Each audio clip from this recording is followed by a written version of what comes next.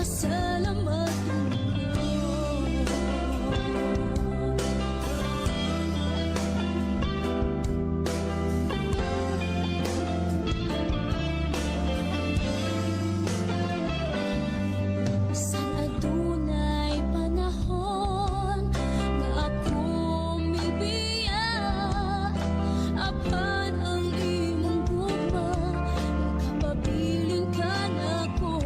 ang imong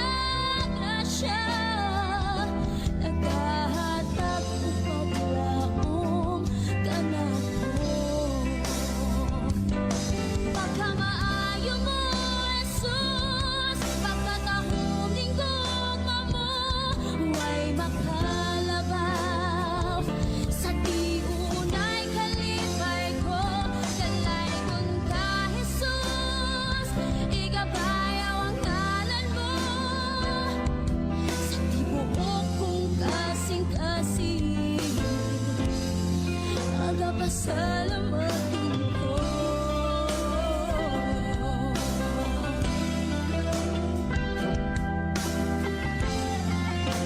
Okay, so magandang gabi po sa lahat, sa ating mga kapatid, sa ating mga kaibigan, sa ating mga tagapanood, followers, and likers.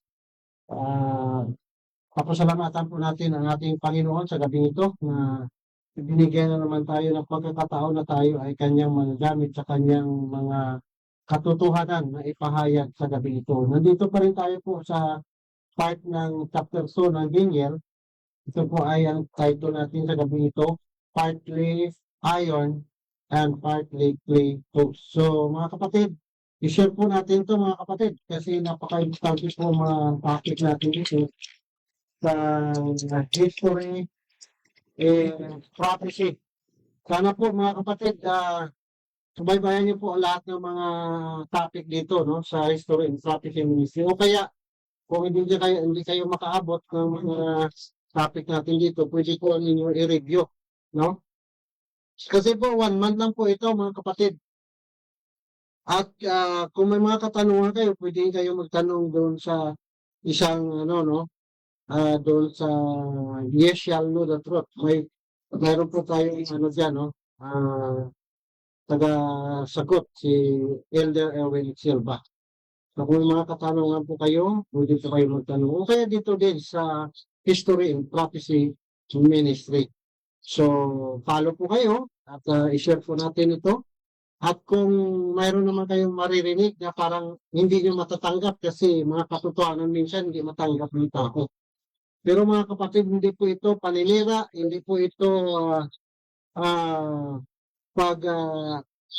lapastangan sa bawat isa sa atin. Kundi ito po ay ipahayag lang natin ang mga katotohanan na huwag niyo pong isipin na tinitira po o sinisira ang tao, kundi ang mga aral lang po ang ating pinag-usapan dito, hindi po ang personal ng tao. Ha? Kasi po, mabibigat talaga ang mga katotohanan. So, sana po, inyo din pag-aralan para malaman nyo kung totoo ba o hindi. Kasi pag nakinig lang tayo, hindi naman natin pinag-aralan, so magagalit lang talaga tayo. No? Kaya mga kapatid, aming hinihingi po sa lahat na sana po pag-aralan nyo din. No? Kasi bakit nagsasalita kami, hindi naman po sa aming sariling opinion na kung may mga masasabi kami dito, kundi mula sa Biblia, sa history, at saka sa spirit of prophecy. Yan po. At ang mangunguna pa rin sa ating topic sa gabi ito ay ang ating kapatid na si Elder Erwin. Siya po ang mangunguna sa topic nito at sana po ipagdasal natin, no? Nalangin po tayo, lalo sa mga kapatid, na sana po mabigyan tayo ng karunungan o kaalaman sa mga topic na dinadala dito bawat Sunday ng gabi ito kasi sa totoong pag-count ng Biblia kasi Sunday ng gabi ito. Ay pero sa ating sa mundo natin ngayon tinatawag ito Sabado ng gabi. Hindi po. Yung Sabado ng gabi yung kahapon, yung araw ay nakalubog. Ito yun po ang tinatawag na Sabado ng gabi. Kaso lang ay sinira din ito ng kaaway. Kaya ito po Sunday ng gabi na po ito, no? Okay, so kaya sa ating mga kapatid, no, sa ating mga kaibigan, i-share po natin. So bago po tayo magsimula, tayo po ay manalangin at maghingi ng karunungan sa ating Panginoon. Ama namin na sa mga langit, kami po ay nagpapasalamat sa gabi ito na kami ay binigyan mo naman ng pagkakataon na inyong mga gamit sa mga salita ng hula o katotohanan na mula sa Biblia at sa mga history o sa spirit of prophecy. Na sana po sa gabi ito, ikaw ay muna na ang banal na Espiritu siya po ang magbigay sa amin ng kaalaman, karunungan para po kami ay magagamit niyo sa gabi ito. At sana po nilisin niyo din ang aming mga bibig at ang aming mga puso at patawarin niyo ang mga kasalanan para po kami ay magiging daluyan ng inyong mga salita. Sa gabi ito, sana po bigyan mo din ah, magandang signal ang aming mga gadget sa gabi ito. At ang mga kapatid namin na nanonood, sana po sila din ay makapag-share sa kanilang mga kaibigan o kaya mga kakilala o ka-brother. Sana po sa gabi ito, ikaw din ay mangunguna kasama namin kapatid Indo Ewin. At sana po sa gabi ito ang banal na Espiritu siya din ang mangunguna sa programa ito. Ito po ay aming dinadalangin sa aming tagapagligtas ng aming Panginoon na si Jesus. Amen. Okay, so magandang gabi po sa ating blind ministry. Nandito na po tayo, nagsimula na po tayo. At ibigay na po natin ang panahon sa ating kapatid na si Elder Erwin. Kasi po ang topic natin sa gabi ito ay part pa rin ito sa Daniel chapter 2, no? Partly iron and partly clay. Toast, no? So, kaya mga kapatid, sa mga may Facebook, pwede po i-share to. No? Sana po, pakinggan niyo po ang mga topic dito po sa History and Prophecy. Kung sino pa po hindi nakapag-follow, follow po kayo at saka para po makatulong naman tayo sa gawain ng Panginoon. I-share po natin, mga kapatid. Okay, magandang gabi po sa lahat. Lalo na sa blind ministry na kasama natin sa gabi ito, no? So, nandito po na po tayo at saka ibigay natin ang time sa ating kapatid na si Elder. Kapatid Elder? So, maraming salamat po, Elder Romel, at sa ating mong tagapanood ng History and Prophecy Ministry, no? Nawa po ay atin po itong i-share, no, upang malaman po natin, mga kaibigan, kung ano talaga ang kahulugan ng mga panaginip ni Haring Nabucodonosor at kung ano ba talaga ang importante sa ating panahon ngayon, Oo. no? Dito nga, Elder Romel, no, atin ang umpisahan, no, yung ating presentation ngayon. At atin pong mababasa dyan sa Daniel chapter 2 verse 41 to 43. Okay po, so sa mga mayroong mga Biblia dyan, no, pwede nyo pong buksan at samahan ako sa pagbasa. Dito sa Daniel chapter 2, 41 to 43, sabi po dito, kung paanong iyong nakita na ang mga paa at mga daliri ay may bahaging luwad ng magpapalayok at may bahaging bakal. Ito ay magiging kahariang hati. Ngunit ang pagiging matigas ng bakal ay tataglayin dito. Yamang iyong nakita na ang bakal ay nakahalo sa luwad. Ito, kung paano ang mga daliri ng paa ay may bakal at ang isang bahagi ay luwad. Ang kaharian ay may bahaging matibay at may bahaging marupok. 43. Kung paanong iyong nakita na ang bakal ay nahaluan ng luwad, pagsasamahin nila ang kanilang mga sarili sa binhi ng mga tao. Ngunit hindi sila magkakahalo. Kung paanong ang bakal ay hindi umahalo sa luwad. So, ito, Elder Romel, no, alam naman natin noon sa ating isang video, no, na ito po ay partially fulfill na, no? Yun nga sina Hitler, sina Kaiser, no? At kung sino pang gustong may layunin na ito po ay isahin, no? O magkaroon sila ng one world government, no? So, hindi po natuloy yun, no? So, dito po mga kaibigan, meron pa rin po itong kahulugan sa atin ngayon, no? So, ang atin lang muna ngayong tignan, sino nga ba yung involved dyan sa Quintos na yan, Elder Romel, no?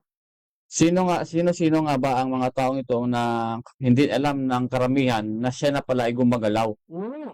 Siya na pala ay gumagalaw sa kasama ng ibang mga tinatawag natin mga secret society, Elder Romel, na siya talaga ang bubuo ng one world government. Ayan. No? Pero ayon nga sa Daniel chapter 2, hindi po yan matutuloy. No? Kahit po noon, nung time na Hitler, ni Kaiser at saka ni Napoleon Bonaparte, no, hindi nga natuloy noon, no? So, meron pa rin silang plano, no, na gumawa ng one world government. Kaso, sabi nga ng Daniel chapter 2, hindi po yan talaga matutuloy yung kanilang mga ginagawang yan, no? So, para po ating maunawaan kung sino po talaga ang nasa likod nito at sino pong gumagalaw ngayon, no, to form a one world government, no? So, punta muna tayo po mga kaibigan doon sa panaginip ni Daniel, no? Ano nga ba ang koneksyon ng panaginip ni Daniel sa Daniel chapter 7 dito sa panaginip naman ni King Nebuchadnezzar sa Daniel chapter 2? Okay. So, atin po titingnan kung ano pong mga koneksyon dyan at kung sino nga ba ang gumagalaw ngayon sa pagbuo ng one world government. Okay po, dito po mababasa natin mga kapatid sa Daniel chapter 7 verse 1 up to 8. Nang unang taon ni Belshazzar na hari ng Babylonia, si Daniel ay naginip at nagkaroon ng mga pangitain. At nagkaroon ng mga pangitain habang nakahiga sa kanyang higaan.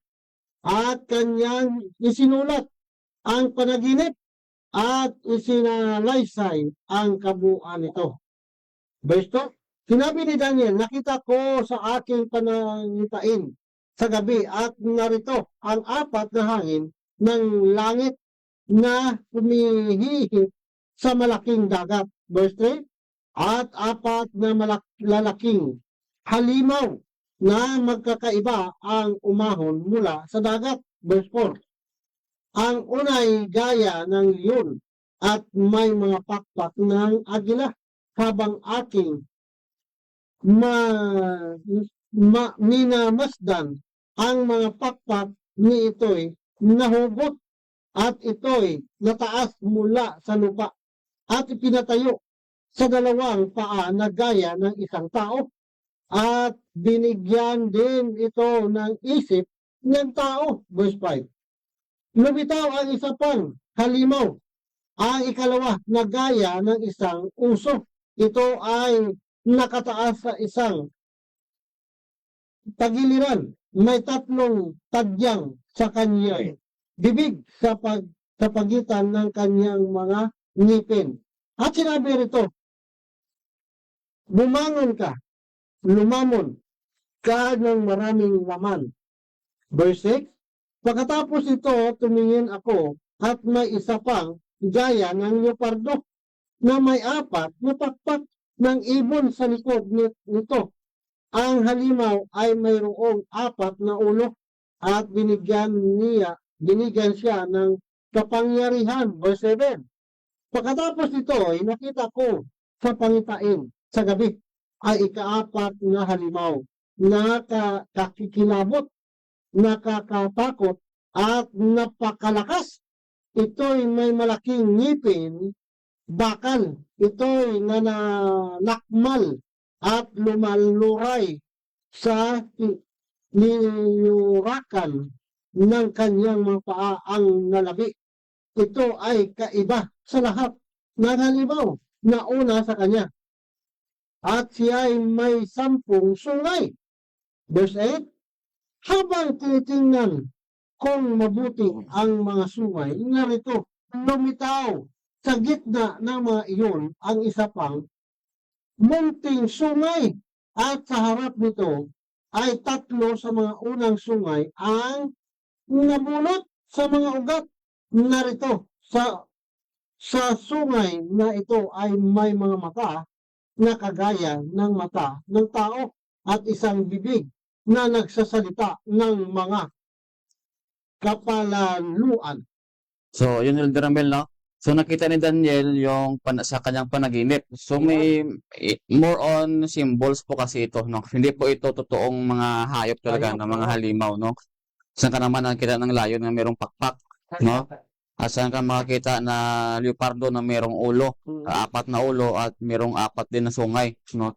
So, ibig pong sabihin, ito po ay isang symbolism, no, mga kaibigan. Ano ba nga ba ang ibig sabihin ng mga nakita ni Daniel nito, no? Na merong dagat, no? At saka mga hangin, merong sungay at merong hayop. So ano ba ang mga ibig sabihin nito? No, kung natin po titingnan diyan sa Jeremiah chapter 29 verse 36, no? Kung ano ba ang ibig sabihin ng ng hangin. Okay po, dito sa chapter 29 ng Jeremiah, verse 36. Okay, babasahin po natin dito. 29 verse 36. Wala naman 36 dito. 29. Jeremiah 29. Ano ba yan? Walang 36. Walang 36. Ano bang Hanggang chapter yan? 32 lang. Baka 36 siguro yan. Hindi ka, sandali. Tingnan natin. Baka 26. Ginawa kang pangit ng Panginoon.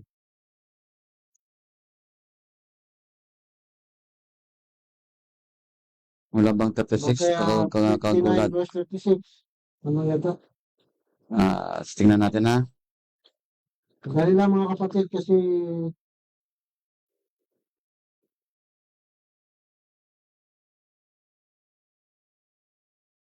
ito ang comes na 36. Baka 39 siguro yan. Sige, basahin mo na lang. Basahin na lang sa screen. Okay, so basahin po natin. At sa ilam ay dadalhin ko ang apat na hangin na mula sa apat na sulok ng langit at aking pangalatin sila sa lahat ng hangin yaon. So, dyan, no, chapter 49 nga pala yan, no? That is 49, chapter 49 verse 36 po, 36, no? oh. So, dito makikita po natin mga kaibigan na ang Panginoon ay sa unang verse, nagbigay siya ng isang parabol, no? So, bumigay siya ng parabol dyan sa 36 na sabi niya ay ang Panginoon daw ay magdadala ng isang hangin. Mhm. So, ano bang ibig sabihin ng ang hangin na yun? Dyan po sa 37 po. Atin pong basahin. Okay, sa 37 sabi po dito, aking tatakutin ang ilam sa harapan ng kanilang mga kaaway at sa harapan ng mga nagtatakbuka sa kanilang buhay. Ako'y magdadala ng kasamaan sa kanila. Ang aking mabangis na galit, sabi ng Panginoon, ipahahabol ko sila sa tabak hanggang sa malipol ko sila. So, ibig sabihin, Elder Mel, na yung hangin na sinasabi nun ng Panginoon sa verse 36, ay ibig sabihin pala nun ay isa po itong gira. Away. Merong kaguluhan. So, ibig sabihin, Elder Mel, nakita po ni Daniel sa apat na sulok ng mundo na meron po siyang hangin, nakitang grabe yung ano ng hangin. So, ibig sabihin po, marami pong kaguluhan na nakita si Daniel. Pero specific po ang Panginoon na saan lang po yung pinakita niya ang kaguluhan. So, ibig sabihin po, no, nung time po ni Daniel, kahit saan naman po, marami na bang pong kaguluhan, marami pong away nung time niya, no? Diyan na po nagsimula yung time ni King Belshazzar. Diyan na po nagsimula yung pag-atake ng Median and Persian Empire, no? Sa Babylonia.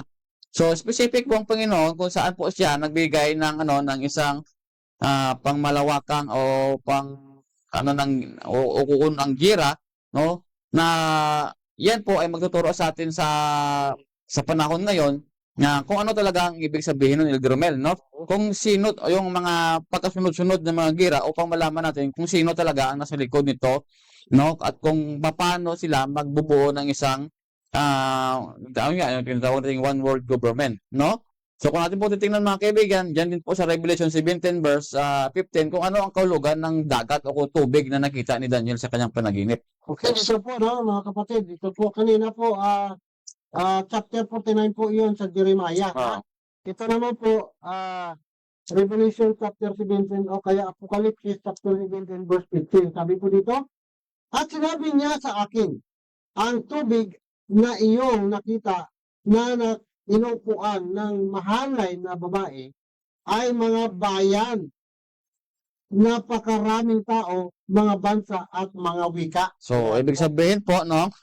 So, sa buong mundo, meron pong kaguluhan talaga, no? At kahit saang bansa ka mapunta, meron talagang mga gira o mga away na nangyayari, no? Kagaya ng mga civil war na yun, Elder Romel, no? Sa mismong bansa ay merong kaguluhan, no? Merong gira at meron namang bansa versus bansa, no?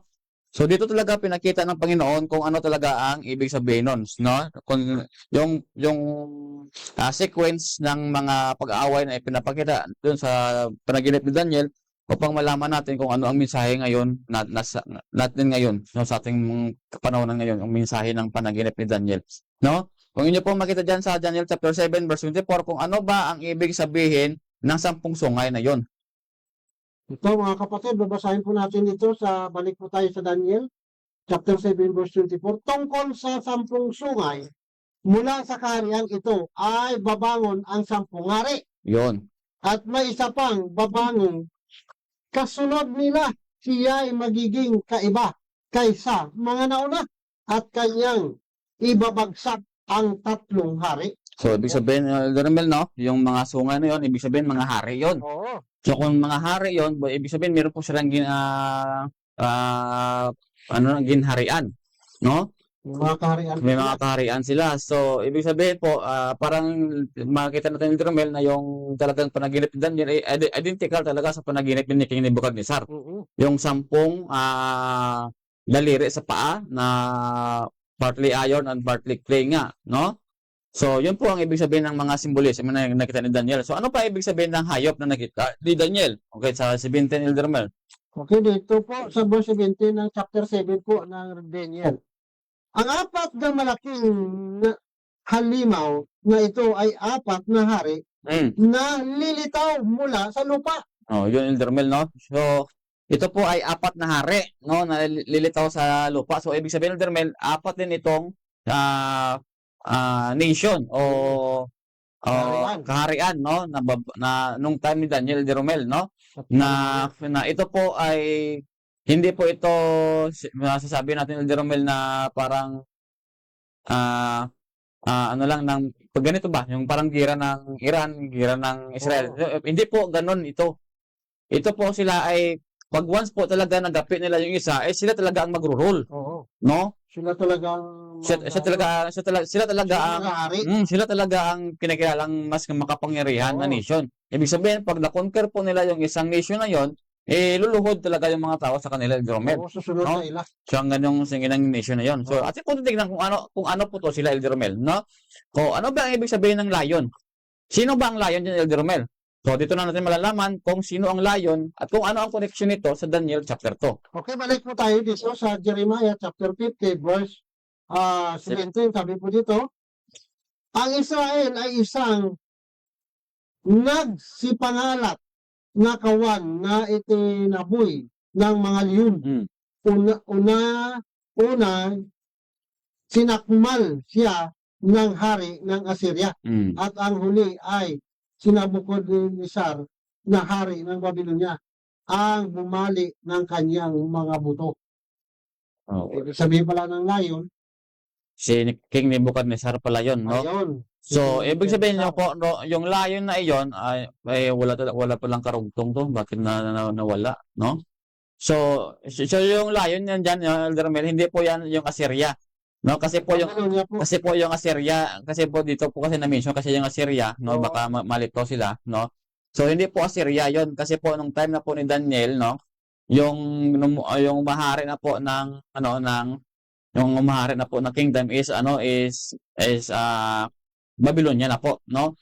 Kahit po dito po sa Jeremiah, nung time ni Jeremiah, yung pong nation na po na naghari ay Babylonia na talaga, no.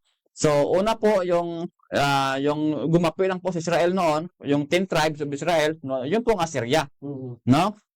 At yung na-replace nga sila ng ibang tao doon sa Northern Kingdom, no, of Israel. So yung pangalawa naman, yung Babylonia, no, sinugod nila yung Israel, yung dalawang natirang tribe na Benjamin at saka Judah. At yun nga po na-captive na po ni Daniel doon sa Babylonia. So ano naman po ang ibig sabihin ng Eldermel ng kanyang pakpak na makita po natin dyan na parang eagle? Yan po sa Habakkuk chapter 1 verse 8. Habakkuk. Okay, Habakkuk chapter 1 verse 8, sabi po dito, ang kanilang mga kabayo ay matutuling kaysa mga leopardo, higit na mababangis kaysa panggabing asong gubat, at ang kanilang mga pangabayo ay mabibilis. Ang kanilang mga kabayo ay galing sa malayo. Sila'y lumilipad na parang agila na nagmamadali upang manakmal. So, kung makita po natin mga kaibigan, yun po yung karakter ni King Nebuchadnezzar kasi parang lion yung Jeromel, no? Na siya po ay siya po ay pumunta sa isang nation at saka sugurin, talagang wasak talaga yung Jeromel. Ganon talaga yung leon pag umatake. Nang hindi ka talaga El Jeromel parang Hindi ka talaga mabubuhay. hindi ka talaga mabubuhay, no? Parang watak-watak ka sa El Oo. Jeromel pag naano kanya Pag nakmal siya, no? pag nanakmal siya, no? At yung eagle na yan, nagre-represent din po kung gaano po yan ka-rapid kung si Oo, King mabilis. Nebuchadnezzar, no? Kasi yung eagle, kasi El Jeromel, parang ano yan parang according sa mga discovery ba na makita natin sa YouTube, Oo. parang naghahanap siya ng pagkakataon ni El Jeromel na pag once mayroon siyang pagkataon na makikita, no, doon ka na lang ni El Jeromel nang susugurin, sakirin. So, ibig sabihin po, parang surprise. Oo. No? Surprise siya Hindi mo pagkatake. alam na nandiyan na siya pala. Kaya no? ng agila. Kung ganun yung agila, ganun yung ang characteristic ng agila. So, ibig sabihin po, si King Nebuchadnezzar po ay parang meron pong agilang style, no? Oo. Kasi yung agila kasi is an intelligent predator rin kasi, Oo. no? Matalinong predator kasi. So, yun po si King Nebuchadnezzar ay matalino ring general noon, Jeromel, no? At nung nangyari siya, talagang matalino talaga siya pagdating sa mga pagkipagdigma, no? So, kung yun po na makikita dyan mga kaibigan,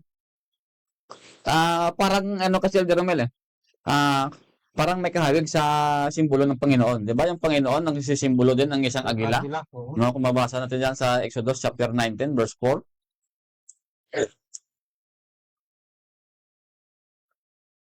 Okay po, mga kapatid. Nandiyan pa po ba kayo? Okay, sa Exodus 19 verse 4, sabi po dito, inyong nakita ang aking ginawa sa mga Ehipsyo at kung paanong dinala ko kayo sa mga pakpak ng agila. At so yung nakita natin doon yung Jeromel, no? Na sinabi talaga El Jeromel ng Panginoon na siya talaga ay kung paano siya ng kanyang bayan, no? Oo. Para siyang agila, no? Ibig sabihin po, yung agila na yung mga anak po ng agila, no, kanya pong pinoproteksyonan ng kanyang ng kanyang pakpak. Ibig po sabihin doon mga kaibigan, pag magagalit po sa atin ang Panginoon, yung protection niya po mawawala talaga, no? Yan, delikado yan. No? So yun po na nakita natin doon sa sa simbolo ni King Nebuchadnezzar na layon nga may eagle wings, no? Kaya pala yun ang nangyari sa Israel, no? Nung hindi na sila sumunod sa Panginoon, yan ang nangyari. Yun yung nangyari, Kasi no? wala ng proteksyon ng Panginoon, ang Mm. kanya kung sa baga, pakpak ng agila, wala na. Wala na. So ibig sabihin po, El Jeromel, no, pinahintulot ang Ayan. din ng Panginoon na gawin ni King Nebuchadnezzar yan Oo. sa kanila, no? Dahil po sa kanila din mga kasalanan din, Kasalanan. no? So ito El Jeromel, din yung lion. Sino ba yung lion? Ayan, tingnan natin kung sino bang layo na to. No, sa Revelation chapter 5 verse 5, no? Para talagang may kahawig eh. So dito po natin makikita El Jeromel kung sino ba ang gumagaya sa Panginoon. Ibig sabihin, may gumagaya. May gumagaya sa kanya El Jeromel. Ayan. Kung ano ang Panginoon, kaya pala sinabi kanina sa lesson natin eh.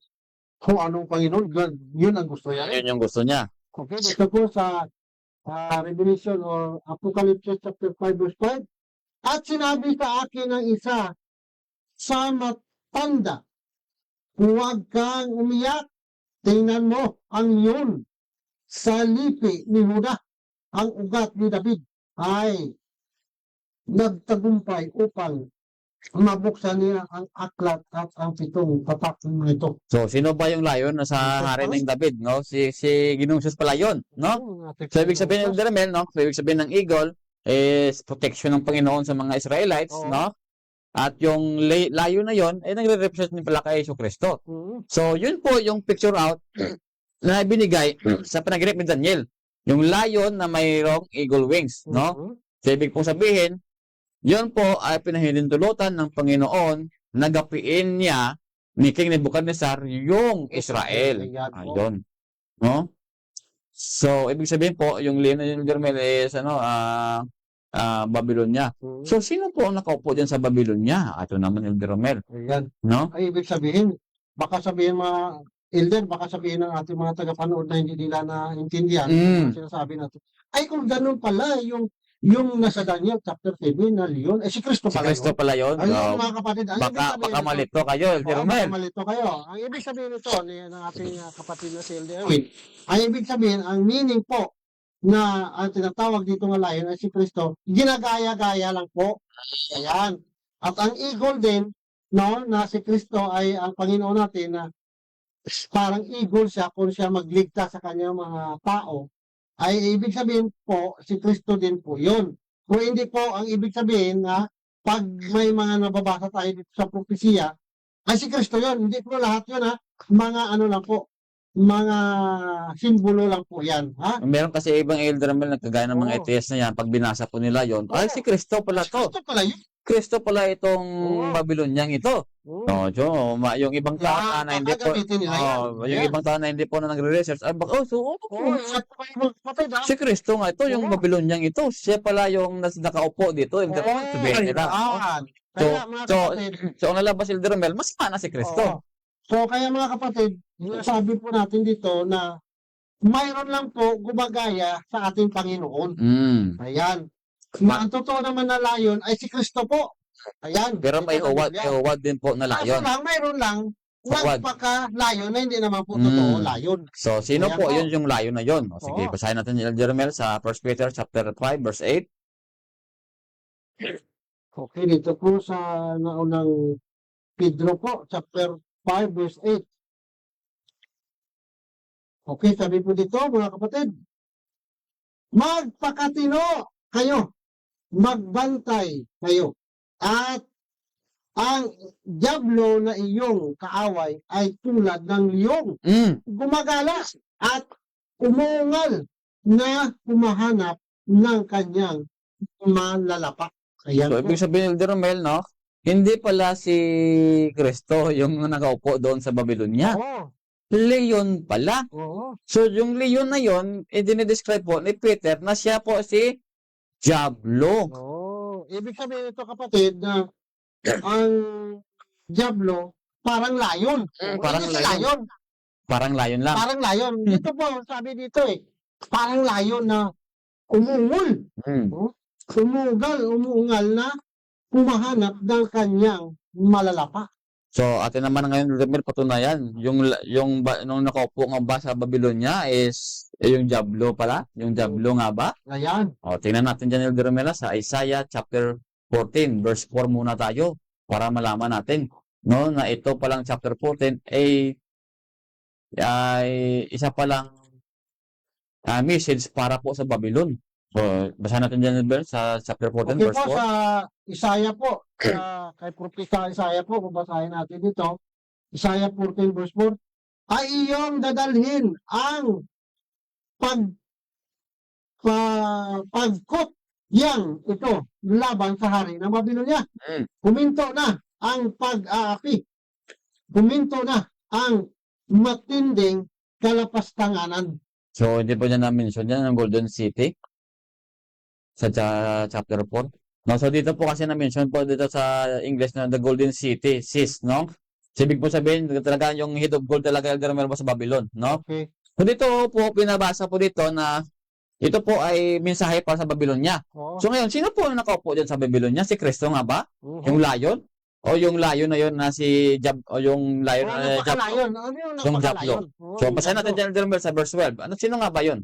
Okay, basahin natin sa verse 12. Okay, dito po sa verse 12, sabi po dito mga kapatid sa Isaiah, ano't nahulog ka mula sa langit o tala Mm. sa umaga, anak ng umaga. Paanong ikaw ay lumagpak sa lupa, ikaw na isiyang nagpabagsak sa mga bansa. 13. Diyan lang. Okay. So, dyan po. So, napakaklaro po mga kaibigan. Yung nakaupo pala sa Babylonia is si Lucifer pala. Ayan. So, ibig sabihin po, yung lion na yon na dinidescribe ni Daniel sa kanyang panaginip, hindi po si Kristo. Mhm. Yun po yung lion na yon is si Lucifer pala, Elder Romel. Oo. So, siya pala yung nakaupo dyan sa Babylonia. So, ibig po sabihin, Elder Romel, yung panaginip ni Daniel at saka ni King Nebuchadnezzar ay pareho lang po yung ibig sabihin, no? Sa atin po dyan, sa ating pong blind ministry, sa ating pong conference call, kung meron po kayong Facebook dyan, makita nyo po dyan sa screen, no? na yung head of gold at saka yung lion pala nga may eagle's wing is Babylonia pala yun, Ayan. no? So kung ang sa Babylonia po diyan sa head pa lang si Lucifer na ang umuupo Elder Romel, mas lalo na doon po sa Median and Persian Empire.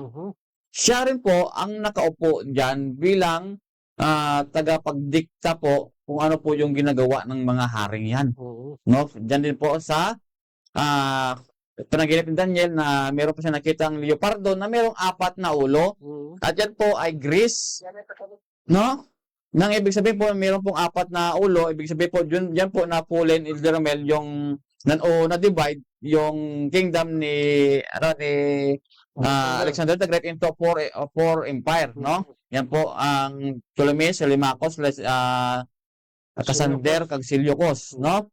At makita niyo po diyan yung napulin sa 168 BC. Baka sabihin niyo mali naman yung ibang video namin ng Daniel chapter 2. Nasabi natin 30 AD. Yung 30 AD po, yun po yung Ptolemaic Empire po yun. Yun po yung Alexandria, Egypt. Itong 168 BC po, yan po ang Cassander's Empire, which is Macedonia po yan, no? Diyan po yung year na napulin sila, no? At yun po yung ilalim, yung Iron Legs, no?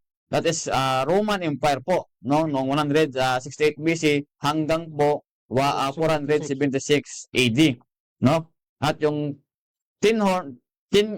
yung 10 toes po yan sa ilalim, no? That is the division of Roman Empire, no? Yun po yung 10 horns na nakita din ni Daniel sa kanyang panaginip. Sa pang-apat na hayop, no? Meron yung na 10 sungay, no? Kung niyo po na-recall yung binasa natin kanina. So, ibig po sabihin, mga kaibigan, ang mga bawat nation na yan, meron pong nakaupo dyan. At yung nabasa po natin kanina sa Babylonia, yun po si Lucifer, no? Papunta ng Medo-Persia, Greece, at saka Rome. At saka dito pin po sa 10 toes na yan. Meron po dyan, na sinabi na kanina sa Daniel, chapter 7, na lumabas na little horn. May maliit na sungay. May maliit na sungay. Lumabas. Ibig sabihin, Elder Mel, from Babylon, no? Papunta po sa little horn na may lumabas, ahinsya pala ng Diablo yan, Elder Mel. Napakaliit yan, lalo. Kasi naglaki. So, ang tanong, Elder Mel, sino yung little horn na yan? Sino ba yun? Sino yung little horn na yon? Sino yung little horn na yon? Na yun po ay kinasangkapan ng Diablo according sa Biblia. No? At atin po kaya patunayan po yan mamaya, Elder Romel. Ipakita po natin yung video talaga kung sino talaga itong little horn na ito. At totoo nga ba na nandyan nga ba yung Diablo sa kanila, Elder Romel? Ayan. Atin po titingnan niya mamaya. No? Atin po munang kalitasin, sino po to ang little horn nito? At ano po yung kaugnayan dyan sa Daniel chapter 7 na yan? Okay, sa Daniel chapter 2. Kabalik tayo sa Daniel chapter 7 verse 8. Okay, dito po sa Daniel 8, 7-8, sabi po dito, habang tinitingnan kong mabuti ang mga sungay, narito lumitaw sa gitna ng mga iyon ang isa pang munting sungay. At sa harap nito ay 3 sa mga unang sungay ang nabunot sa mga ugat. Narito, sa sungay na ito ay may mga mata na gaya ng mga mata ng tao at isang bibig na nagsasalita ng mga kapalaluan. So, ibig sabihin, Elder Romel, no? Sino ito? Ayan, atin alamin yung Elder Romel, no? Sino ba yan? Sino yung little horn na yan na mayroong bibig at saka mayroong mata, kagaya ng tao? Anong ibig sabihin yan? So, punta muna tayo, Elder Romel, ng Revelation chapter 13. Okay. No? Sino nga ba ito? Ito nga bang Revelation sa 13? Atong Daniel 7 at saka yung Daniel 2 is Connection ba to? may connected ba to? May Oo. connected ba sa isa't isa to? Tingnan natin mga kaibigan. Diyan sa Revelation chapter 13 verse 1. Okay, sabi po dito, at nakita ko ang isang halimaw na umahon sa dagat. May 10 sungay at 7 ulo. At sa kanyang mga sungay ay may mga 10 diadema. At sa kanyang mga ulo ay mga pangalan ng kalapastanganan. Kalapastanganan. Ibig sabihin doon sa ibang translation, kapusungan, no? So ano nga ba, pareho nga ba ito, yung Daniel chapter 7 at saka itong Revelation chapter 1, Oo. pareho lang ba ang ibig sabihin ng Jermel? Tingnan natin Elder Mel sa verse 2 kung ano yung characteristic nito Elder Mel. Okay, sa No? verse 2 po. Makikita pa natin ang characteristic ng Revelation chapter 10 doon sa Daniel chapter 7. Tingnan natin sa verse 2. At ang halimaw na aking nakita ay katulad ng isang leopardo. Ibig sabihin ng leopardo. Oo. Doon sa Daniel 7, may leopardo din. Oo. Patuloy. At ang kanyang mga paa ay gaya ng uso. Yun, Elder Mel. Sa Daniel chapter 7, meron ding uso doon. Oo. At ang kanyang bibig ay gaya ng bibig ng leon. Ayun, Elder Oo, Mel. isa lang. Yung panaginip pala ni Daniel Elder Mel, may connection pala dito sa Oo. sa Revelation chapter 13. Yung characteristic ng ano na yun, Elder Mel, ng tatlong hayop na yon. Nandun pala Elder Mel sa characteristic ng little horn. Bakit sumama na sila doon? Isa lang sila pala. Ibig sabihin Elder Mel, yung doktrina na Elder Oo. Mel galing din sa Babylonia, Ayun. galing sa Medo-Persia at galing din sa Greece. Ayan. Ibig sabihin, itong little horn na ito, yung kanyang mga turo Mm. mula sa Babylon, sa Medo-Persia, sa Greece, iyon pala. Kaya pala Ang ibig kaya sabihin kaya, nito? kaya nasabi natin Elder Mel na yung little horn na yon was the agency din ng Diablo. Ayan, dito makikita natin. Diyan natin makikita. pagpatuloy Kasi natin. Elder Mel, no, kung yung doctrine niya came from Babylon, lion, ibig sabihin yung lion kasi kanina nabasa natin, siya pa ay kasi kinasagapan ni Lucifer. Oo, No? yan po. So ibig sabihin yung little horn connected kay Lucifer, Elder Mel. Ayan ako. Atin po tingnan yan. Yan po natin makita, no? Na yung little horn na lumabas doon, na meron palang connection doon sa lion ng Babylonia. May connection sa Elder Mel doon sa kay Lucifer. Kaya hindi pala ito, ibig sabihin kapatid, na nasabi ng iba ay tapos na yun kay Daniel. Hindi pa tapos. Hindi pa pala. Paano mo ito ano Elder Mel, maintindihan, no, yung little horn na ito at saka yung Revelation 13 kung Oo. hindi ka muna babalik doon sa Daniel chapter 7 at saka Daniel chapter 2. Ang may sinasabi. Mayroon ba katanungan mga kapatid? Para wala. Okay, continue tayo. Okay, no, dito po sa verse 2 ulit, no. Sino pa yung dito natin malalaman Elder Mel na Sino ba nagbigay sino nang bigay sa kanya ng Elder Mel ng kanyang authority? authority? Mm. Ayan. Kasi po doon sa Babylonia nabasa natin Oo. na si Lucifer pala doon ang nakaupo Elder Mel. Oo. Papunta ng Medo-Persia at papunta ng Greece. Ngayon naman, sa Little Horn, sino naman Elder Mel? Ayan, tingnan natin kung sino ba nagbigay sa little horn. Ayan. Kung makita po natin Elder Mel kanina, nabasa po natin na yung Little Horn pala ay kaparehas pala ng Revelation chapter 13. Oo. So, tingnan natin kung sino ang nagbigay ng otoridad sa Revelation 13 na hayop na yun. tayo dito sa sa Apocalypse o kaya pahayag o Revelation chapter 13 verse 2. Sabi po, at ang halimaw na aking nakita ay katulad ng isang leopardo at ang kanyang mga paa ay gaya ng uso at ang kanyang bibig ay gaya ng Leon. bibig ng leon at ibinigay rito ng dragon ang kanyang kapangyarihan, ang kanyang trono at kadakilang kapamahalaan. Sino ngayon yung dragon na yun? Ayan. Basahin natin dyan sa Revelation 12 verse 9 kung sinong dragon. Babasahin po natin mga kapatid kung sino ba itong dragon na to. At itinatapon ang malaking dragon, ang matandang ahas na tinatawag na Diablo at Satanas. Ibig sabihin si Romel, no? From Revelation to from Daniel, from Lion, na yung Babylon, na nakaupo doon si Lucifer, papunta po ng Little Horn, no, hanggang dito sa Revelation chapter 13, yung siya pa rin pala Elder Romel ang namumuno. Ang Diablo. Ang Diablo pala o kaya si Satanas. Ibig sabihin ito, Elder, na itong Diablo na ito, hindi natin makikita sa aktwal, pero may mga kaharian o kaya mga namumuno ng mga kaharian na siya pala ang nasa likod na namumuno. Nako, nakakatakot. Napakadelikado nito, kapatid. So ngayon, Elder Romel, tingnan natin Elder Romel yung Daniel chapter 7, nababasa nila natin dito sa screen, no? Huwag lang muna pupunta tayo dyan.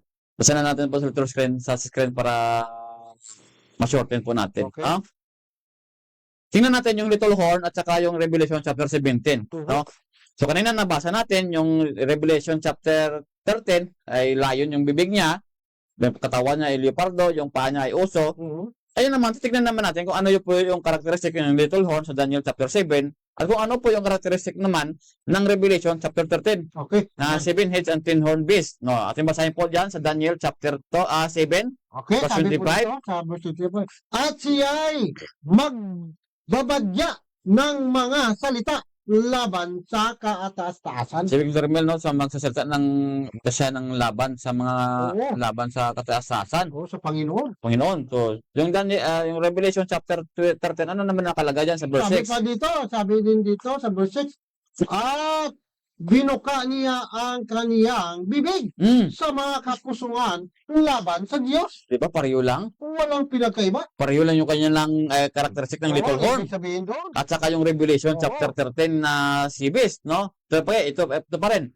Sa verse 25 pa rin. At lilipunin niya ang mga banal ng kataas-taasan. So, ibig sabihin nito naman, makipagdigma siya sa mga saints of God. Oo, No? mga tagasunod ng Sa mga Panginoon. tagasunod ng Panginoon. Ito naman sa Revelation chapter 13, ano naman yung characteristic niya? Ayan, dito po sa verse 7 ng Revelation 13, at pinagkaloob sa kaniya na makipagbaka sa mga banal at pagtagumpayan sila. Oh, pareho lang yung pareho lang yung characteristic ng little horn talaga at saka yung sea beast. Ito pa. Sa verse 5 pa rin. Dito. At kaniyang, sa verse chapter 7 po ito mga kapatid ha, at kaniyang iisipin baguhin ang panahon at ang kautusan. So, ibig sabihin, Dermel, no?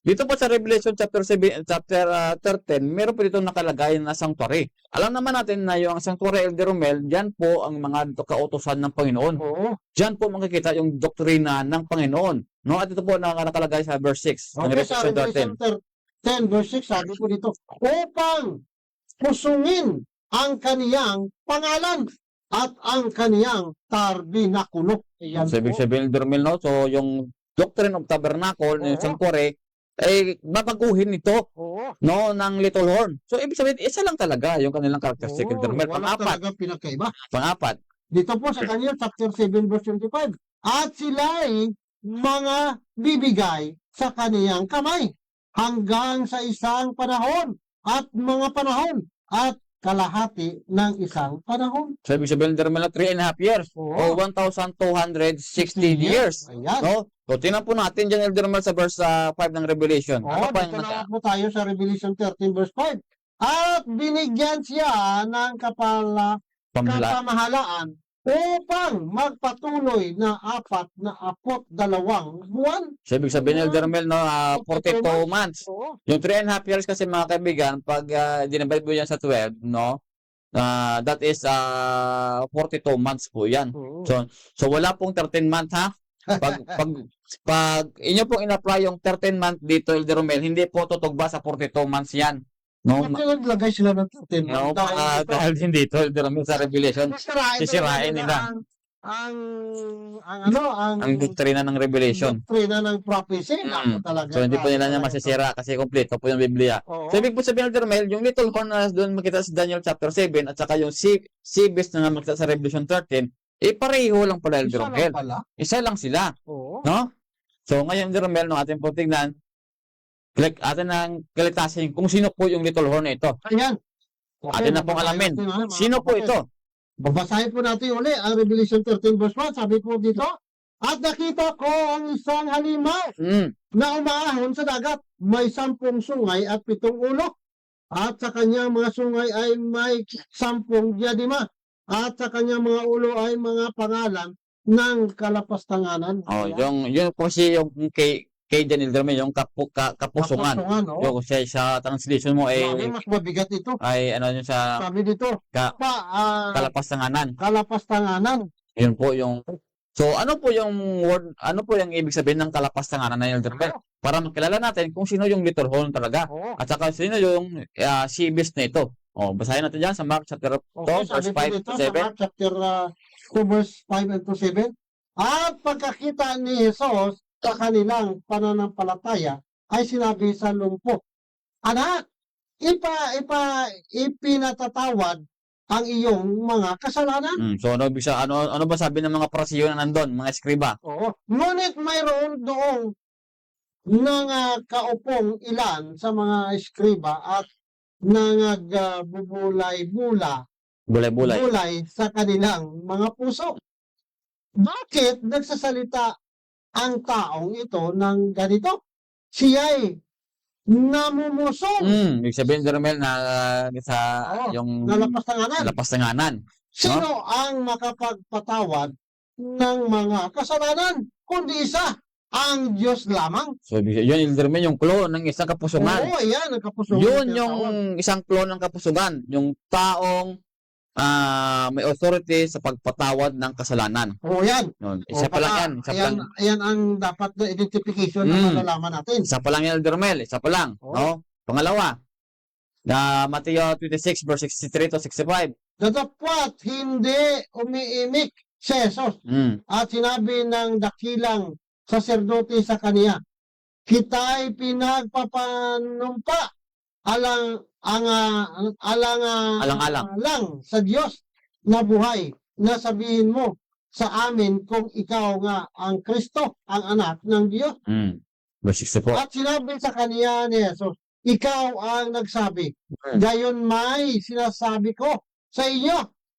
Buhat ngayon ay inyong makikita ang anak ng tao na nakaupo sa kanan ng kapangyarihan at pumaparito na sa mga halapaap ng langit. Yun, diba? Sa verse 65. Ano ang sabi ng sacerdote? Na magkagayoy, hinapak ng dakilang saserdote ang kaniyang mga damit na sinasabi, nagsalita siya ng kapusungan. Yun, ibig sabihin ng kapalastanganan kung sa Oo. translation ng Elder. So, ibig sabihin po, may power to forgive sin, yung little horn, Oo, at nagsasabi na siya daw ang Kristo. oo. Pangalawa na yan. Yung pangatlo, Elder. Sige, Ano sige, pa? sige, basahin muna natin. Ano pa ang kailangan natin ng mga saksi? Narito, ngayon narinig ninyo ang kapusungan. Ako ang anak, ako ang ama, ay iisa. Nagsidampot uli ng mga bato ang mga Hudyo upang siya'y batuhin. Ito na, may pangatlong definition na ito ng Oo. kapusungan. Sinagot sila ni Jesus, maraming mabubuting gawa na mula sa Ama ang ipinakita ko sa inyo. Alin sa mga gawang yaon ang binabato ninyo sa akin? 33. Sinagot siya ng mga Hudyo, hindi dahil sa mabuting gawa ay binabato ka namin, kundi sa pamumusong. At sapagkat ikaw, bagaman ikaw ay tao, ay nagpapakakunwari kang Diyos. Sabi sabihin ng Dermel, no? Kung yung taong yon ay nag-claim na siya ay Diyos, yan po siya ay guilty po siya ng blasphemy na daw sa English, no? Blasphemy o kapusungan o kapalastanganan. So, ibig sabihin nito pala, Elder, na pag ang isang tao tumanggap ng kagaya ng ginawa ng ating Panginoon na nagpapatawad ng kasalanan ng mga tao, ito pala ay tinatawag na kapusungan. At ito pala ay ibig sabihin na kagaya siya ng Diyos na hindi naman siya Diyos. Ayon pala kasi hindi nila kinikilala ang ating Panginoon na siya ay Diyos. Sa kapanahon ng mga Hudyo. Oo, sa panahon ng mga Hudyo. Kaya tinawag nila ang ating Panginoon na kapusungan dahil na siya ay tao, dahil inaangkin na siya ay Diyos. Ayan, mga kapatid. So, kung sa ating ngayon, Elder Mel, pag in-apply po natin ngayon yan, no, Oo. kung natin pong tignan, yung karakteristik talaga ng devil o ni Oo. Satanas o ni Lucifer, ay nagpapanggap na siya talaga ay Diyos, di ba? Ayan. Nagpapanggap siya na siya ang Oo. layon, Oo. di ba? So, meron din doon sa Exodus na yung serpent na yon Oo. is, ibig sabihin is Diablo, Oo. no? Pero doon Elder Mel, inako din ni Kristo na siya yung serpent. Oo. Kasi po, yan siya po ng mga kasalanan. Kung makita niyo po mga kaibigan, no? Kung ano talaga yung Panginoon, no? Ginagaya nitong Diablong ito, no?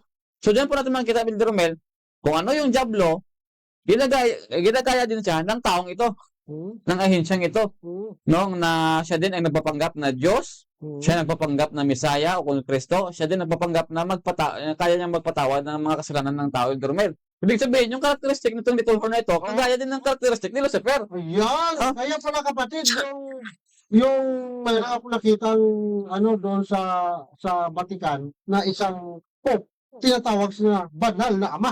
Grabe talaga. Nanindig talaga ang balahibo ko. Yung sinabi mo na kaagad, Ay, no? ayun pala, sorry po. O mamaya, So, no? ito po, tingnan po natin, no, yung definition. Kapangyarihan sa pagpatawad ng kasalanan. Ayan, Nagpapanggap na siya ay si Kristo. ayan. At nagpapanggap na siya ay Diyos. So, Oo. sino pong taong ito, Elder Mel, Ayan na. na nagpapanggap ng ganito? Okay. Okay, mababasa po natin dyan sa Catholic Encyclopedia Article Pope. Ito pong pagkasabi.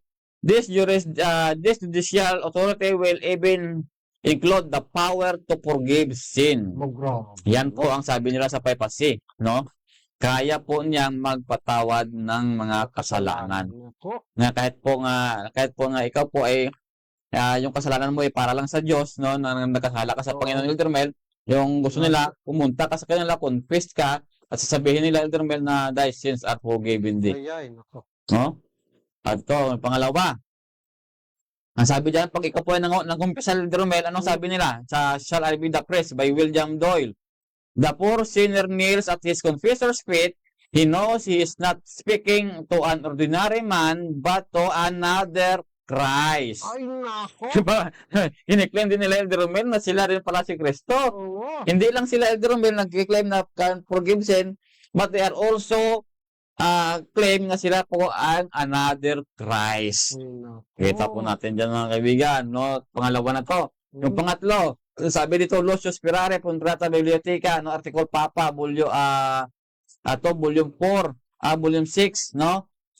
Page 29. Ito ang pagkasabi, the Pope is so great authority and power that he can modify, explain, or interpret even the divine law.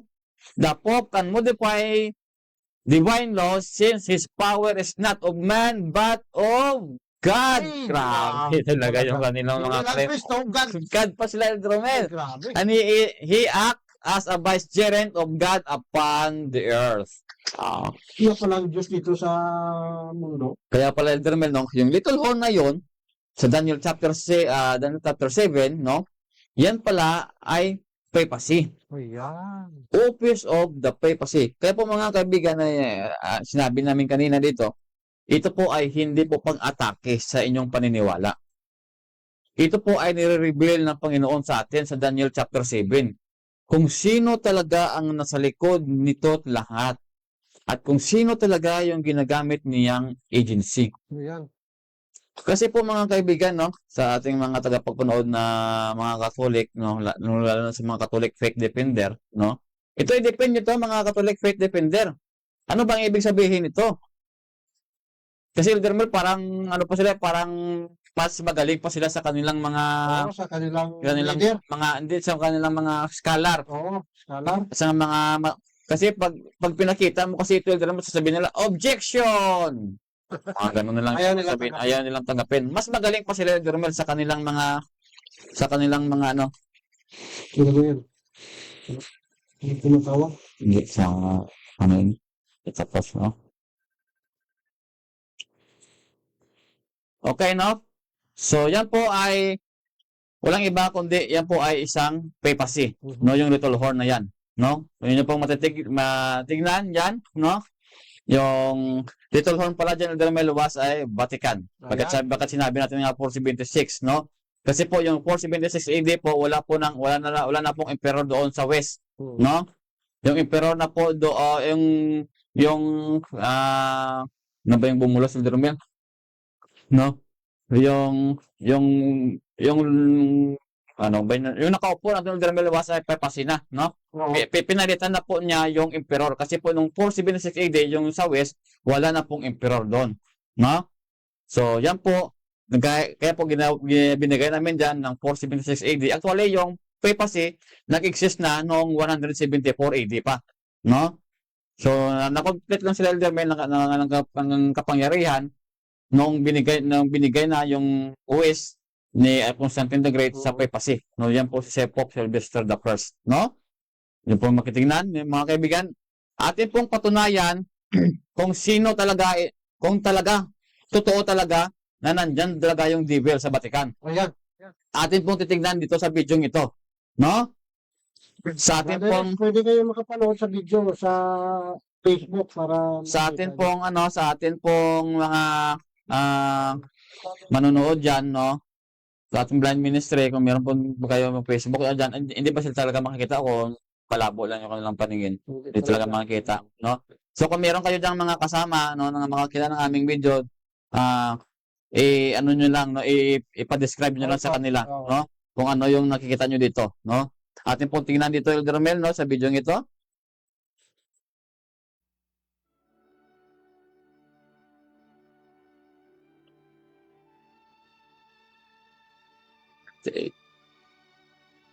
Historic Ecumenical Council Vatican II comes to a close amid colorful pomp and pageantry.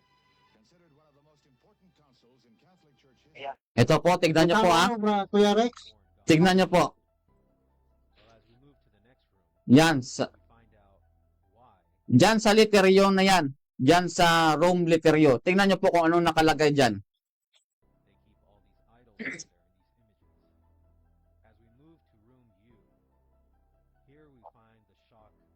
Of all shocks. Here on the wall, it says there is a depiction of Lucifer. That is, Nakita nyo po nakalagay dyan. Nung pinasok yung Vatican Elder Mel sa ilalim, may nakalagay yung depiction of Lucifer. Bakit merong Lucifer dyan sa loob? Oo. Di ba kanina Elder Mel, nabasa natin doon sa Daniel chapter 14 na si Lucifer ay nakaupo doon sa Babylonia. Oo. Ngayon Elder Mel, nandiyan na sa Nandyan din Vatican, pala. no? Na-search ko to Elder Mel kung gaano to katotoo. Nung na-search ko to, sabi sa research, hindi naman po talaga si Lucifer yan. Sino ba yun? Sabi daw nila, mythical Lucifer po yan. Bakit po kayo? Grabe talaga mga palusot. Bakit po kayo naglagay ng mga ganyan? Kasi alam niyo naman na si Lucifer talaga, devil talaga. Oo. Sabihin niyo kayo yung Christian religion, pero tingnan niyo merong Lucifer diyan sa loob. Nakita niyo ba diyan, Brother Rex? May nakalagay dyan na si Lucifer. Bakit nandiyan siya sa Vatican? Picture lang naman yan eh. Naniniwala naman tayo kaagad. Mga ganun-ganun mga... Hindi lang to basta picture. Yung nga sabi ko, na-research ko talaga. Oo. Amin talaga nila na meron talaga pangalan na Lucifer. Kaso ang sabi nila, hindi naman si Lucifer yan na nasa Biblia. No, bakit may pangalan ganyan kasi ang kanilang explanation lang. That is mythical. Mythical figure lang po yan. Mythical figure. So, atin po pang titingnan mamaya, Elder Mel, yung kanilang mga videos, no? Ang video, no? Titingnan natin mamaya, yung pinasok na talaga nila yung St. Peter's Basilica. on the opposite of the wall, there is a drawing of Vesper, the evening star, cosmic symbol Talagang of inano ng human Panginoon lifestyle. para makuan talaga Find sila. out No? that when we get to room U, Yun. here we have a clear Narinig niyo ba yung depiction sinasabi ng ng narrator? underneath the Vatican at St. Peter's Basilica. We ask ourselves, why are the May images nagarumbol yun. Ayan, of narinig niya. Lucifer underneath the Vatican? Again, you would think if you're a Christian church, you would not want to have any of these images. Now we know that they'll go on and say, oh, well, we're saving it because it's a UNESCO heritage site or something Walang like that. sound. This is always their excuse, saving it for the sake of art. But for the true Christian, this is not an excuse, because we know if you're giving glory and propaganda to false deities and false pagan gods, what are you doing? Delay sa You're cellphone in ko. essence supporting the evil spiritual realm. This cannot be from Yun, God. nakita nyo na dyan. No, Since hindi Rome mo claims talaga itself to marinig. be the one true church, you would think they would lead by So yan po, example. no, meron pong But what kind of naka-orchid dyan, no, example is na paano this? ng Lucifer. So, You tingnan have po a natin depiction of Lucifer ito sa Underneath the sa Vatican, for 3. countless hundreds and hundreds of years. Tingnan nyo, Now, this image here pinasok na yung underneath Vatican, the at tingnan nyo Vatican. kung anong nakita niyo sa Vatican. Yan, tingnan nyo. So, tingnan nyo yung mga itsura dyan. Hindi nyo pa narinig. Okay lang kahit hindi nyo marinig kasi wala namang narrator dito. Pinasok lang po nila yung Vatican. Tingnan nyo po. Yung nakalagay sa pinto, hindi nyo na, ano, hindi nyo na visualize? Hindi kayo ba lang si Brother Richard dito sa kapita? So meron pong mga nilalatigo, no? Nilalatigong mga pa. Doon nakita nyo dyan, no? Sa loob. Yung parang grabe yung ano niya, yung Picture. kanyang ano? Kita na daw. Hindi ka kita ni Brother Richard. Di ba? Yung sa ibang di makakakita, no? Pakiano lang sa kanyang yung mga kasama.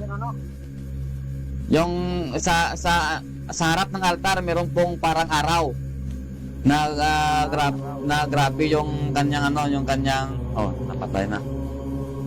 Yun, sun worship.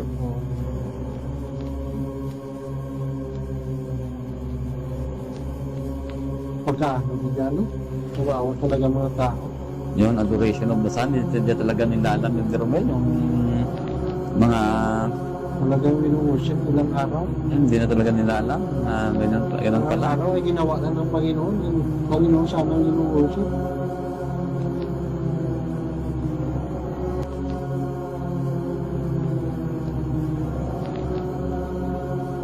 Yung marami pa po yan, no? Titingnan po natin yan medyo matagal-tagalan po to, no? Pero hintay lang po tayo.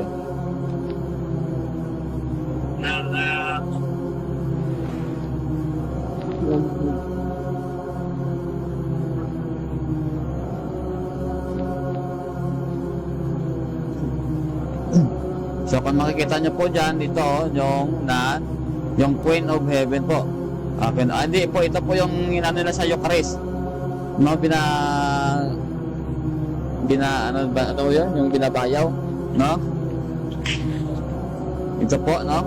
Yung symbol of the sun, yung pag-Eucharist, no? Ng papacy.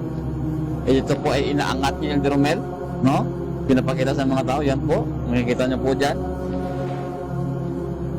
Mabuti naman nakapasok yung mga magkakuha ng mga pictures.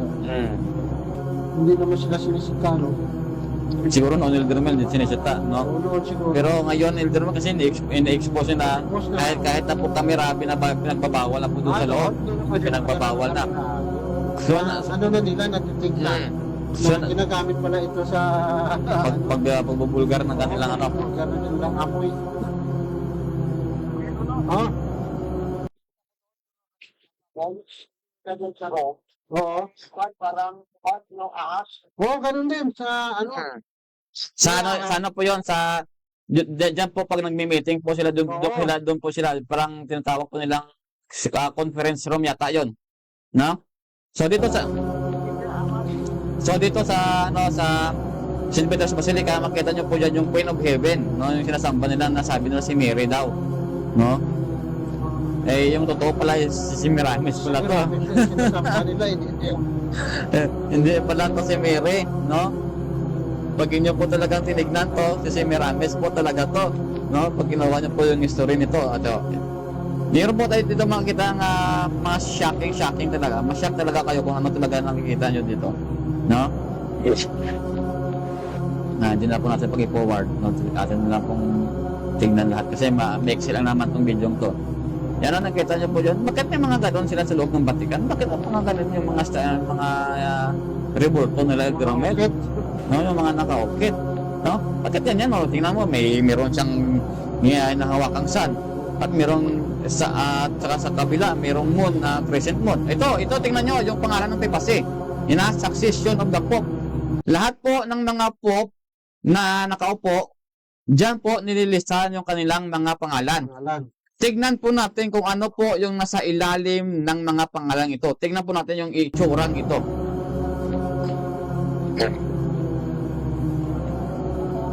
Tingnan nyo, nakita nyo? Nakita nyo po, sino dyan? Si Brother Rex, nandiyan ba si Brother Rex? Kita mo? Nakita mo ba dyan, Brother Rex? Wala si Brother Rex? Wala pa si Brother Rex? Nakita mo ba sa video kung ano nung nakalagay dyan? Mukha. Madilim, abi, no? Hindi mo nakita, Brother Rex? Mukha, anong klaseng mukha ito? Sa ilalim ng mga pangalan ng papacy, meron pong nakalagay na mukha, nakaukit. Oo. Nakaukit na... Brother Rex? Ano? Nakita ko. Ano pag-describe mo, Brother Rex? Ano yung nakita mo? Sabihin mo nga sa kanila? Nakita ko, mukha ng tao. Mukha pa ng hayop. Di ba? Mukha ng tao na parang galit. At nakita mo pa dyan sa taas, mayroon parang dalawang sungay. Oo, may dalawang sungay. Yan po, nakaukit po yan sa ilalim ng pangalan ng mga papacy. Bakit ganun? Ang pangalan niya nasa TikTok, History and Prophecy. Oh, History Ah. and Prophecy Ministry. History and Prophecy Ministry.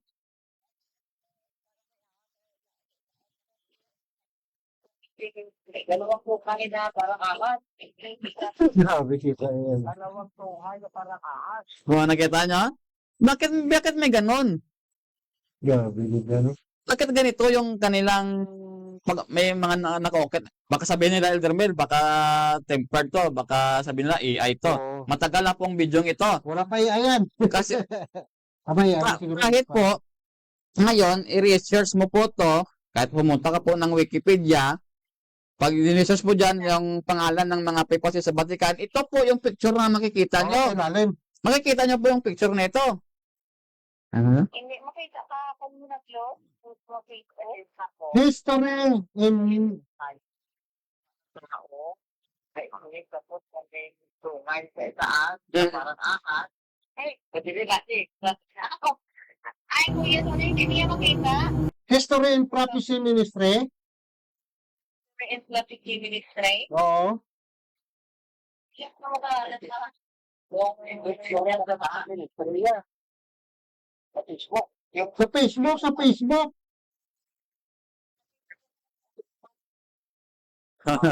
Kung tama, Siguro sa YouTube. Siguro na. tama man sabi ni Kuya Rex, ni Brother Rex. No, parang may ahas na si taas. Talaga naman, tingnan nyo yung mukha niya, oh. Yung galit na galit, oh. Ganun. Oo nga. Bakit ganito yung mukha na inuukit nila sa pangalan pa mismo ng mga papacy? Grabe. Ha? Buti napaka-importante yan sa kanila. Yan, oh. Ayun. Sinasamba pala nila para sa yung mukha na yun parang mahaba. Hindi rin ang matao. Mahaba na parang mabayo. Ayan po. May anak ko. Ano? Yan, oh. Tingnan nyo po yung mga ano nila sa loob ng Vatican. Oh. Tingnan nyo, yung mga pagmumukha niya, no. Tingnan nyo. Yan ba ay... Oh, nakita nyo? Nakita ko na yun, Kuya Rui, nakita ko na yun. Doon. No? O, ito parang may draw ko. Ah. Ba, nakita nyo pa ito? Yung mga tao na parang na-deform yung mukha. Oo.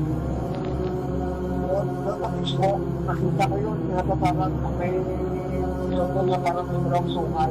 Kasi yung sabi na naman, nasagyan ng ulo, tumatakpak ang ulo.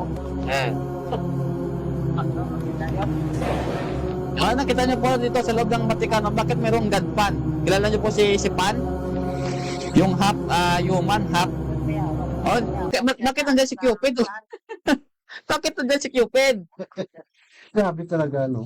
Oh, bakit nandito si Pan? Yung half man, half goat. Ito pong God, si God.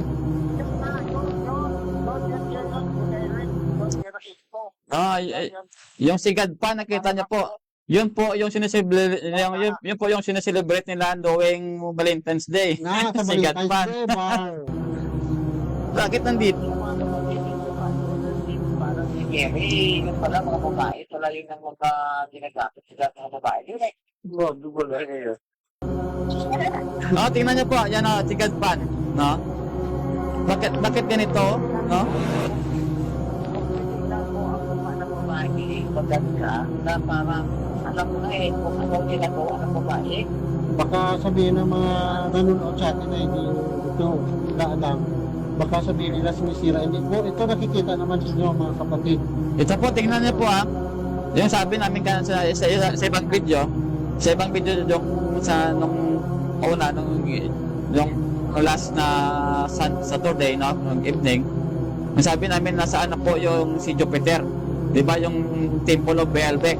Sabi doon si Jupiter daw at saka si Bacchus daw yung nakaupo doon. So yung Jupiter na yon nandito na po sa Vatican. Ito na po. Ito na po yung hinahalikan ng mga tao yung kanyang paa. No? Yung si Jupiter po ginawa po nilang Saint Peter. At ito na po ngayon yung nasa Vatican nakaupo. Yan o, hinahalikan nila yung paa. Ang pangalan? Hinahalikan po nila yung paa. Tingnan niyo po. Akala nila si Peter talaga yan.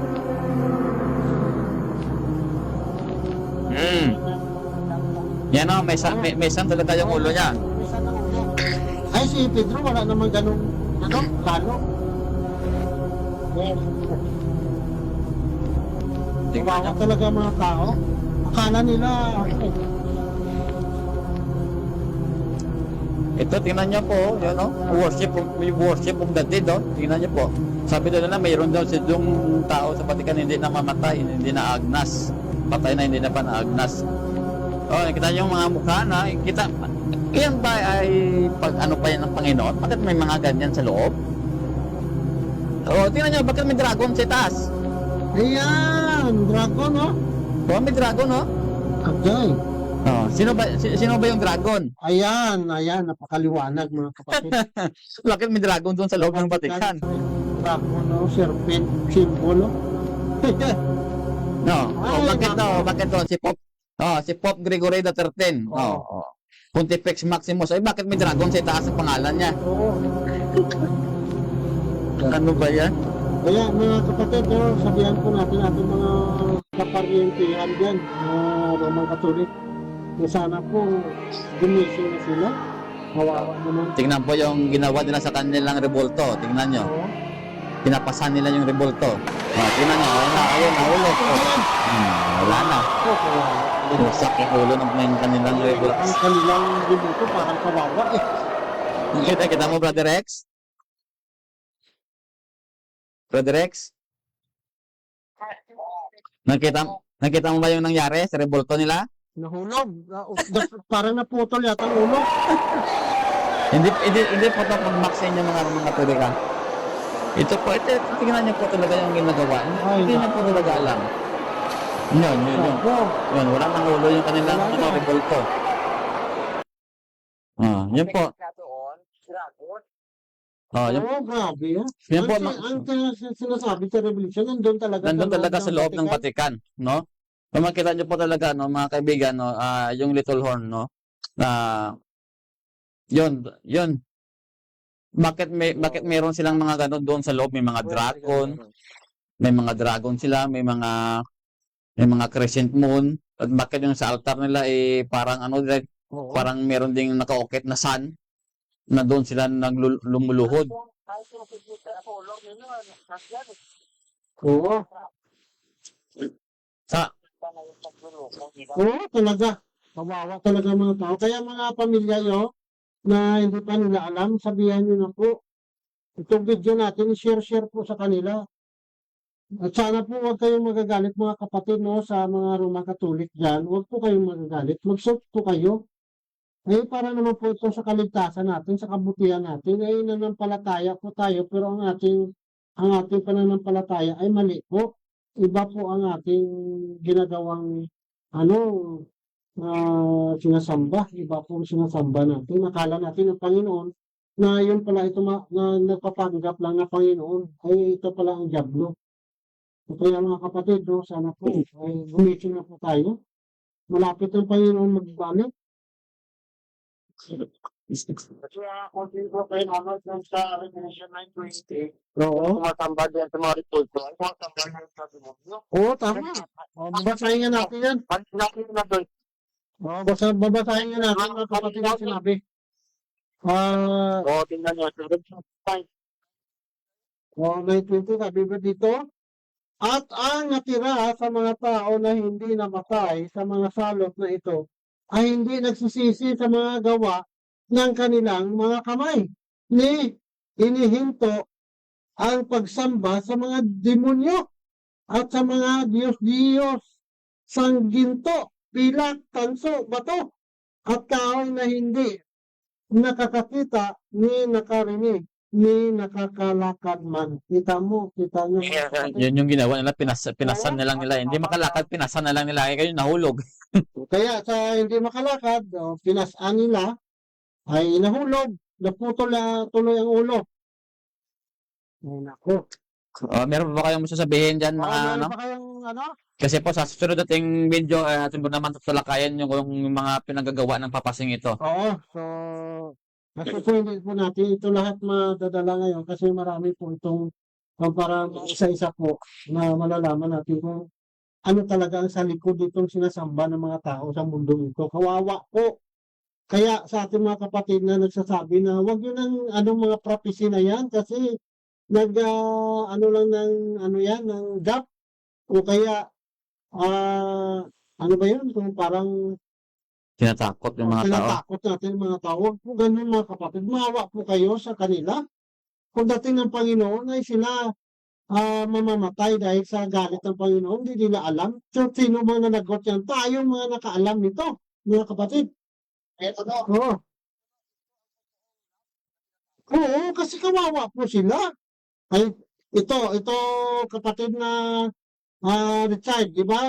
Pag nagtanong ka sa akin kung saan bang lugar na ano bang lugar halimbawa dinginan tapos alam kong mga tao dito na halimbawa lang na masasama tapos hindi kita pinagsabihan karon nung pumunta ka doon ay may nangyari sa iyo anong sasabihin mo sa akin oh sabihin mo naku naman buddy bibit gabi ka naman na hindi ka naman naawa sa akin na alam mo pala yung mga tao dito ay ganito, bakit hindi mo ako sinabihan na huwag kang pumunta dyan kasi delikado dyan? O di ba? O sinong babalikan? Di ako. O yun ang mangyayari sa mga tao hindi natin sabihin ng mga kapatid natin na huwag yun ang banggitin yung mga prophecy na yan kasi na tinatakot lang natin ang mga tao. Tinatakot ba natin sila? O. Kung winawarningan sila, sinasabihan sila na wag kayong magpatuloy sa ganung pananampalataya kasi kawawa po sila sa bandang huli. At sabihin pa nila, nagbibigay lang tayo ng ano yun? Yung nagbibigay lang tayo ng ano daw, ng gap. Oo. Oo. Kasi Instead na pumasok daw sila sa... Oo, pumasok hindi sa na lang. atin, hindi na lang daw. Naku, grabe talaga. Yung mga kapatid yung nagsasamba nito ng mga tao tulad nito. Sarado na kanilang Isip. kapayaan at sila ng Panginoon. Yan ang delikado dyan. Oo. Tapos, kahit nakita nilang harap-harapan, pero binaliwala nila, so parang bulag rin sila sa katotohanan, kaya pinabayaan sila ng Panginoon. Ayan, Yun ang delikado. nangyayari kasi sa ating yung sa mundo. Kung titingnan ko sa video, nakakatiri. Oo. Kung ikaw na nakaalam ng katotohanan, parang hindi mo maintindihan yung sarili mo na, parang ganun ba?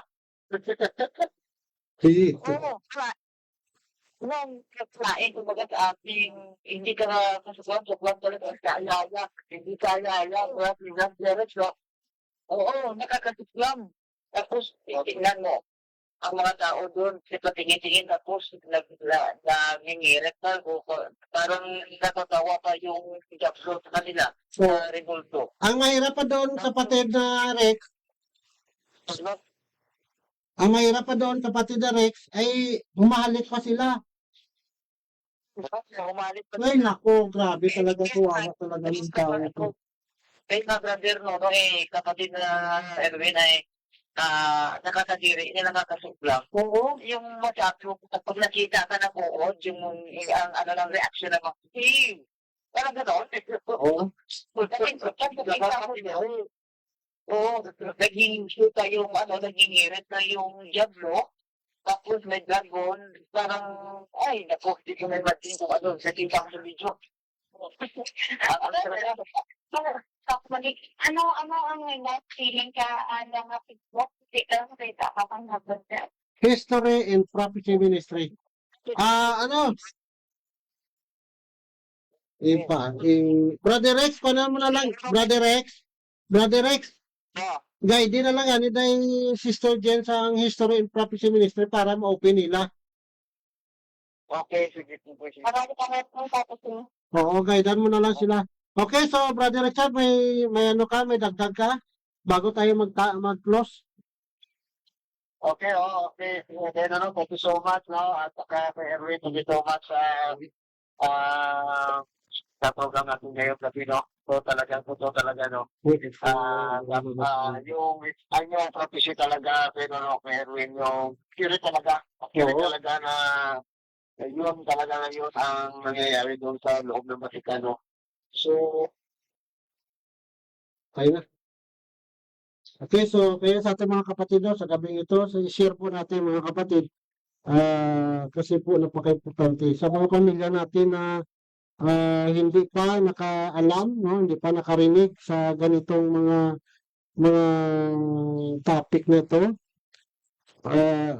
Baka sabihin nila na sinisira natin yung pananampalataya nila. Hindi po, pinapaalam po natin na mali po ang kanilang pananampalataya na kailangan ay ayusin po natin kung gusto natin ang kaligtasan, no?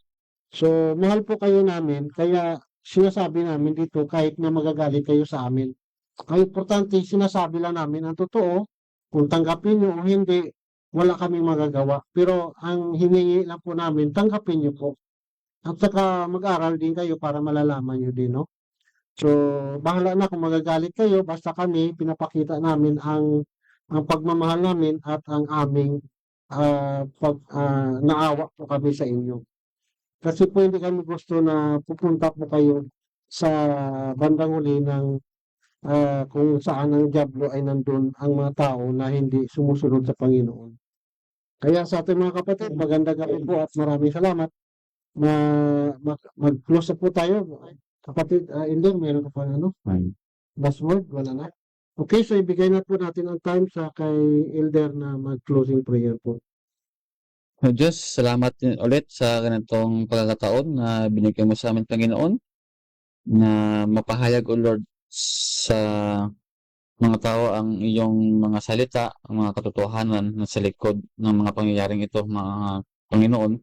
At nawa po ay, ikaw po ay ang humaplas ng kanilang mga puso, mga Panginoon, sa aming mga kaibigan na nakakita nitong video, na sila po ay magising sa katotohanan ng Panginoon.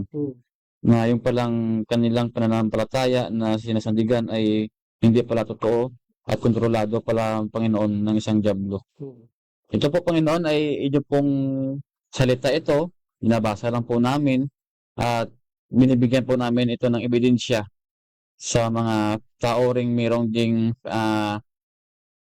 concern sa kanilang fellow na mga tao na para, O Diyos, malaman talaga na yung nasa loob talaga ng Vatican na yun, kakasuklam-suklam nga, sabi nga ng inyong mga salita dyan sa Revelation.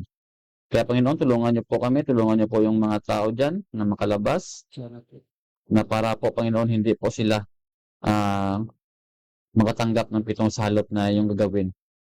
Alam naman po namin, Panginoon, na lahat po na nangyari dito ay si Satanas po ang nagbibigay o siya po ang gumagawa nito. At ikaw po, Panginoon, ay nagbibigay ng mensahe sa mga tao upang malaman namin ng lahat na kung paano makaiwas sa mga ginagawa ni Satan, na hindi po kami ma-involve at hindi po kami mapaparusahan, O Diyos, kasama ng diablo. Kaya po, Panginoon, gabayan mo po kami sa aming sa habang kami po ay nabubuhay sa mundong ito, nawa po gabayan niyo po kami kasama ng iyong banal na espiritu, upang sana po, Panginoon, sa kapangalawa mong pagpaparito ay kami ay makasama mo. kaming lahat, Panginoon, at yan po aming mga dalangin sa ngalan ng Ginoong Yesus. Amen. Okay, so maraming salamat po sa ating mga kapatid na sumama sa gabi ito. Ito po kasama natin si Sister Mary Jane Inverso at saka si Brother Rex Basiano. Sabi po niya, magandang gabi mga kapatid. Brother Bibit and Brother Silva. Patuloy tayo sa pagbabalita ng mga propesiya sa mundo. Okay. So maraming salamat po sa ating mga taga-panood at sa mga nag-share. So maraming salamat at good night sa lahat.